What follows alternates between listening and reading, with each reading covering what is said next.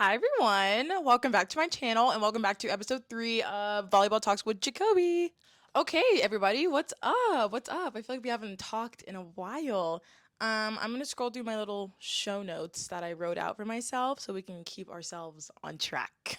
Let's talk about college volleyball. Things are happening in the college volleyball space. If you're a fan, if you're a follower, and you're watching college volleyball, you have not been disappointed because of the amount of upsets that have been going on are just mind blowing. Like some of the losses I saw, I was like, there's no way that just happened. Let's talk about some notable wins and losses from week 1 and 2. I'm excited.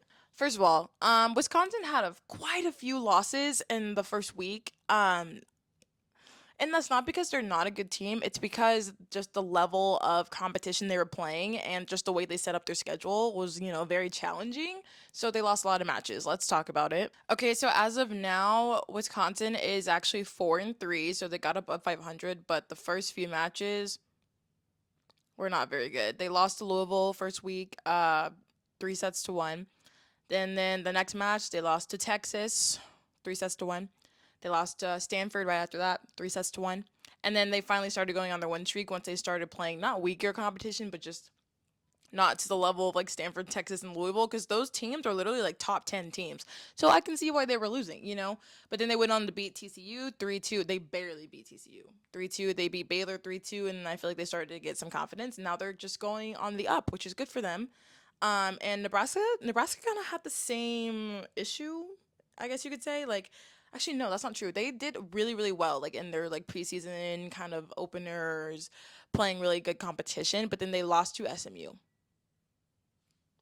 No one saw that coming. I don't care who you are, unless you're like an SMU like loyalist. Then like, yeah, you probably saw that coming. But I did not see that coming. And SMU was unranked at the time, and but they're not like a bad team. Like they're a very talented team. They're really, really, really well coached, and they have a great offense, defense, and everything. So it was crazy to see them. And also they swept Nebraska. It wasn't like, oh, they won in 5 sets. No, they won in 3 sets. Like that was crazy. And so far that's been Nebraska's only loss. Right now, I think their next competition, they're playing Stanford. Ooh, that's gonna be a good one. They recently played Creighton, which was a really, really good game. Like they barely won. Like it was a 5 setter. It was crazy. Like some of the sets were going to like 30 points, 32 points. Like it was crazy. People were running out of subs. Like it was just the scrappiest game ever. It was really fun to watch. But they're playing Stanford, which is number 2 in the country, and they're number 5 in the country right now. So that should be interesting. And then the next match after that, they're playing Louisville, who's number 4. So that's just crazy competition. And let's talk about Texas real quick. Poor Texas. They're just not having a good preseason, but I think they will turn it around in conference play, and then I think they will peak when the conference tournament starts, or not tournament, when the end of the conference is coming and then into like the NCAA tournament. That's when I think they're going to start peaking, because they lost to Wisconsin 3-1, and then they lost to Minnesota 2-3, and then they lost to Miami, which was a crazy upset because Miami was unranked. No one expected them to go into Texas at home and beat them like reverse sweep style, which is just crazy. Recently they lost to Stanford 3-0. I mean, but Stanford's just, they're so good. They're literally number 2 in the country. Like, as they should be. And really, let's talk about Penn State. Penn State is so legit. They just beat Louisville, and they're gonna play Pitt very soon. And speaking of Pitt, Pittsburgh is our number 1 team right now, which is so crazy because I didn't really see that coming. I didn't think they were gonna jump that high in the ranks, but I mean, everyone's been losing. Wisconsin was losing, Texas was losing, Nebraska lost. So it was really kind of like unanimous for them to be number 1, because I don't think they've dropped the set all year. Which is crazy to say. That is insane. But yeah, I'm really excited to see how Pittsburgh does at the number 1 spot, and I'm excited to see how Penn State does, because that's kind of the team I'm keeping my eye out for. Now, if you're wondering like how can you watch college volleyball, or like what are like the different ways you can watch, if you have like the ESPN app, you can watch like on your phone or on your iPad, whatever's more accessible for you. You can also watch it just on TV, like on ESPN. You can also watch it on YouTube sometimes. Like I can find like replays sometimes on YouTube, so that's another good way, especially if you want to watch it like for free. YouTube is free, thank God. Now I'm gonna answer some questions that I've been getting in my comments. Let's open my comment section and see what people have been saying. Okay, someone asked, I'm new to volleyball. Can someone please tell me where the setter stands? Is it the same as middle? Okay, so this is actually a really good question because it's like a common question I get. So the setter does not stand in the middle of the court. It's more to like the right of the court, but not like completely like on the pin, like on the out of bounds line. Like that's not where you stand. But you're also not standing right in the middle. You're standing like right in between there, if that makes sense. That's where the setter's home is, if you will. Someone asked me, do you have any tips for getting in shape if you've never played volleyball but want to start? Yes. Okay, that's a really good question too. So, how to get in volleyball shape is to play volleyball. Like that's the number one way to get in shape quick if you want to play volleyball is to actually get some reps and play. That's just because there really is no conditioning like playing volleyball. Like you can train all you want, but you're still going to be out of shape in volleyball terms, unfortunately. But there are ways you can train, to better yourself for the volleyball season. And I would recommend like weightlifting and cardio. And I would really focusing like on strength training, especially because it's just a great way to prevent injury, which we don't want. We don't want to be hurt. We don't want to be achy. We want to be at full force, full strength for the entire season. So it's really important to lift weights, baby. And you're not necessarily, trying to like hit like a personal record every time you're lifting, but you're trying to just strengthen your body, strengthen your muscles, and just be as prepared for the volleyball season as possible. And also like lifting is just a great way to increase your vertical, which is just gonna make you like an even better volleyball player. So yeah, that's what I would say. And I would also sorry. Ugh. I would also definitely get some cardio in, and that cardio can look different. You can honestly use like a volleyball practice or like a pickup game as your cardio. That's what I would do, unless you're like straight up running. Like if your coach is like, okay, like when volleyball season starts, we're gonna run a mile, so be ready. Then like, okay, you need to practice running a mile. But if you would just want to get some good conditioning in, get your respiratory system going, I would definitely play some like pickup volleyball, um, or like some 6-on-6, some 2-on-2 in the beach, something like that. That'd be fun. But if you don't have access to like a net or like your area doesn't have like pickup or anything like that, then I would just stick to running, like treadmill, maybe even outdoor, like a jog, sprints. Those are really good. So, yeah. Someone asked me, what is a way to practice jumping and hitting like that if you don't have access to a net in the gym? They were wondering how you could practice like hitting a volleyball like without a net, basically. So, what I would suggest is like getting a wall and a ball and just practicing your hand contact, practicing your top spin and your different shots. So, you can practice hitting down the line, cross, tip, roll, and notice how like everything that like I'm doing is within like my arm motion. So you don't necessarily need a net to practice those things. You really control where the ball goes. Goals.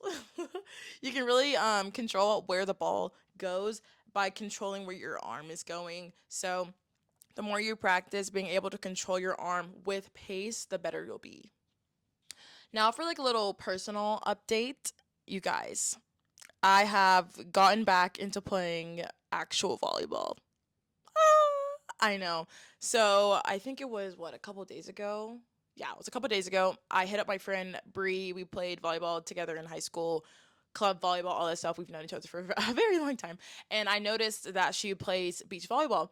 And I was like, hey, like I want in, like let's go. Because I went to my actually that's a whole other story. I'll put that in later. But I was just feeling inspired to go back out and play. I was like, you know what? I am going to stop being scared of being bad and just go out and have some fun. So I went out and I played some doubles on the beach. And let me tell you, beach volleyball is so hard.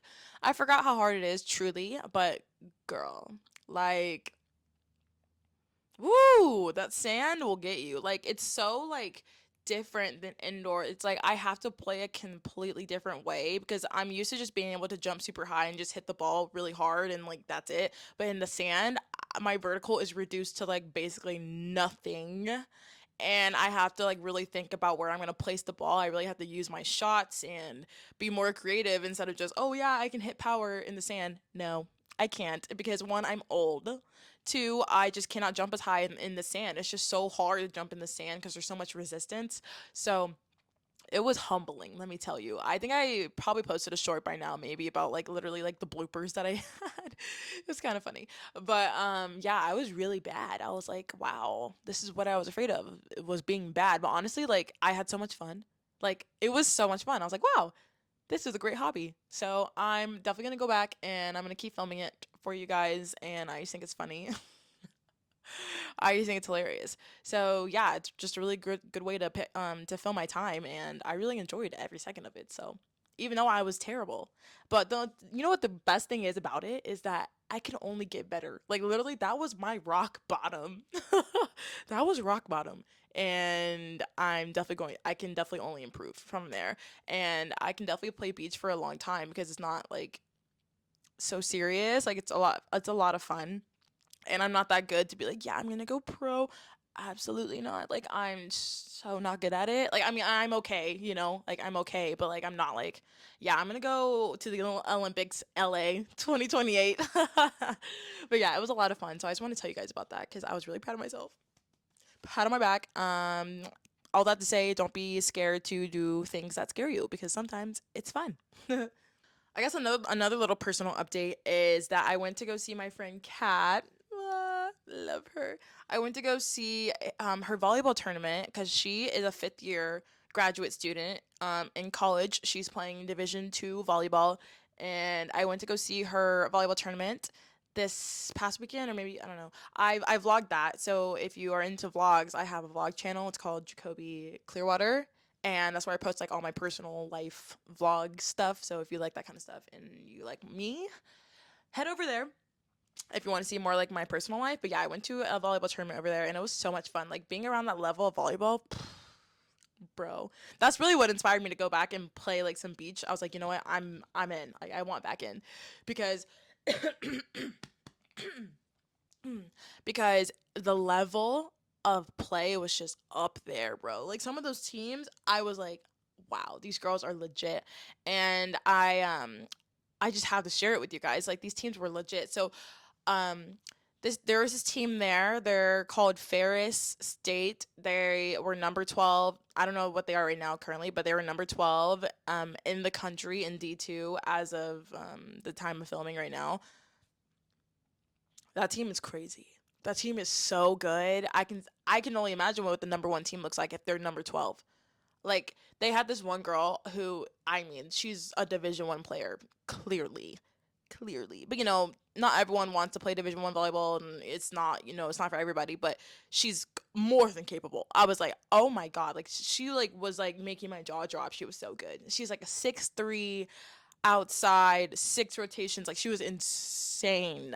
I was like, "Okay, she was legit." And then they had a solid libero, a solid setter, like a solid right side. Like they were not lacking in any position, and it was so fun to watch. I have a I think I made a short of all the highlights I saw from that team, so you should definitely check that out.